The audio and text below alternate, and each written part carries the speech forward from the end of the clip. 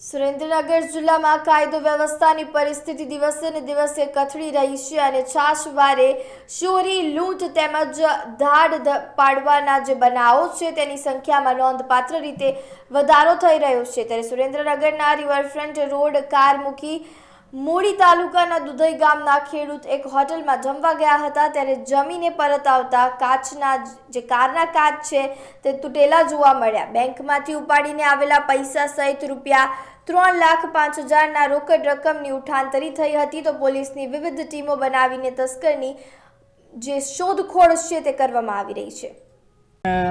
આમ અમારું ગામ મૂળી તાલુકાનું દુધઈ છે। દુધઈથી અમારા કુટુંબિક કાકા દોલુભાઈ હમીરભાઈ કરપડા તે દુકાનનું બાનું લઈ અને સુરેન્દ્રનગર આવેલા દુકાનનું બાનું દેવા માટે બેંકેથી અમને 2-2.5 લાખ રૂપિયા બેંકેથી ઉપાડ્યા, બીજા ઘરેથી લઈને આવેલા, એમ કુલ 3,05,000 ગાડીમાં ડેકીમાં મૂકી અને કૃષ્ણા હોટલે જમવા ગયેલા। અહીંયાથી પાછા આવ્યા ત્યારે ગાડીના કાચ ફોડી અને ડેકીમાંથી ધોળા દિવસે ચોર પૈસા લઈ અને વયા ગયેલા હતા।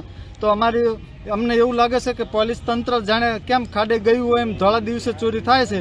તો આનું જલ્દીથી જલ્દી આ ચોરને પકડે અને આ ખેડૂત છે, ખેડૂતને જલ્દીથી જલ્દી 3,05,000 પાછા દેવરાવે।